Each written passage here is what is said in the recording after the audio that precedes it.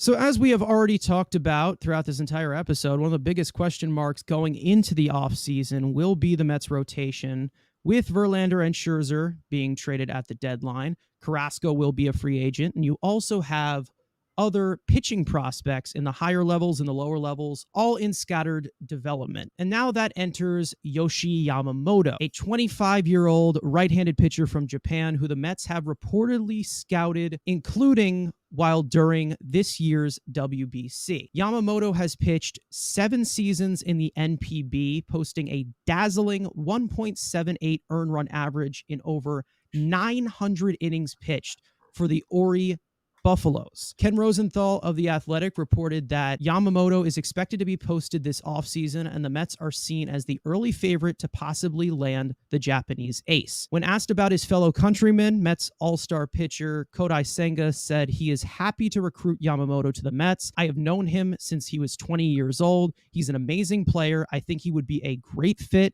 and the whole team would welcome him. Yeah, I mean, here's a guy that I actually know better than Kodai Senga because Yamamoto had a card I used in MLB The Show. So he's a guy that I've definitely heard a lot about. And I think that, when Epler got Ohtani and Ohtani did great, it was like, okay, anyone could have done that. But then when he got Senga, I was like, okay, fool me once. All right. But now you got Senga as well. So, okay, now you're onto something. So I'm thinking that, Yamamoto is a guy that, I've seen a lot of teams looking at. Stuff seems to profile pretty well. Seems like it can carry over pretty well onto, the major league level. And he's a guy that pitched really well in the WBC. He's a guy that I actually be all for getting, especially if they could do it for a contract similar to Senga, where you're not paying $40 million like you did with Scherzer and Verlander and guys like that. If you could get him and it's in like the 20s, let's say, and it's for a few years, even if it has the opt-outs and all that stuff, I'd be all for it. I think, why not? I mean, seeing Senga, like you said, as a potential Rookie of the Year candidate, maybe a Cy Young finalist when it's all said and done. And Yamamoto, I think, is supposed to be even better than Senga. I mean, if I'm not mistaken. And I believe he's a little younger, too. So, Yamamoto, I'm actually all for it. I was very skeptical on Senga.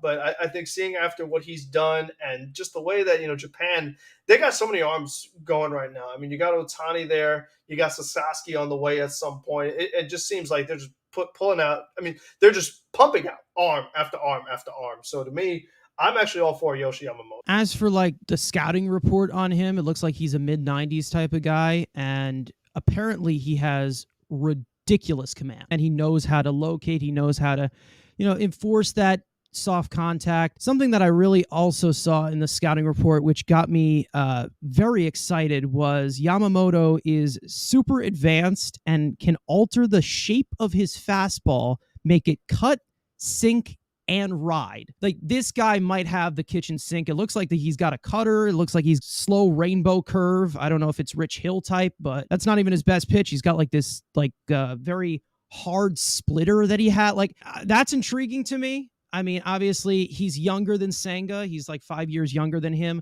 So it's going to depend on what the price is going to be, because I think that Senga signed for a fairly bargain of a deal. With Yamamoto, I think that you're probably going to be looking at, it's probably going to be 7 or 8 year deal. It's a possibility that you see that. Do I think that he gets paid maybe around the same AAV as Kodai Senga? Around there, maybe it's 15, 17 million a year, something like that, for like 6 or 7 years, or maybe even 8 years. Possibility. He's just younger, and that's just kind of just how you look at it. But a 25-year-old guy that you have control over for a while, I mean, I am 100% open to this. And if Kodai Senga says that he is as good as advertised, and he's also been advertised to possibly be a better major league pitcher than Senga. And Senga has been way above the expectation that we thought, especially from the adjustment period that he went through. Can't go wrong with somebody who, again, we joke about it, but I mean, first year, rookie year, got the all-star selection. I mean, he got that recognition as one of the best pitchers in the National League. So why not try it again, especially from a talent pool in Japan? We saw them in the WBC.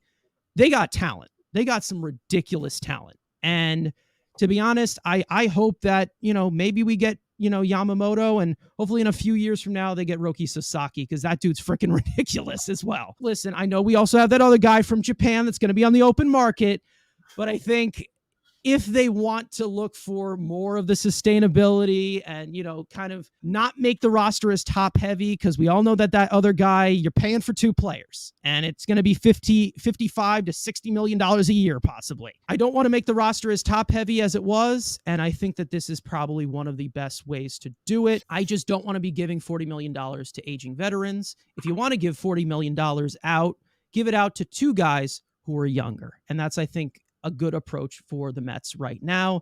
And, 2 for 2 so far with Shohei and Senga for Epler. So you know what? If it keeps him away from the aging veterans on the market, I'm good with that. There's a lot of stuff that I see from this Yamamoto kid that, it could translate fairly well. If you have the kitchen sink, if you got a good bridge pitches, if you have good command, and you're really good at not allowing the ball to leave the park, you're going to succeed for. I mean, when is Darvish available? Can we just get the entire Japan rotation? Because this Darvish just signed an extension. Well, I mean, if the Padres continue to be such a disappointment, maybe we could swing a little trade, because they won the WBC going against basically all-star teams. You know what I mean? Just going against the best of the best. So why not make that your full-time team?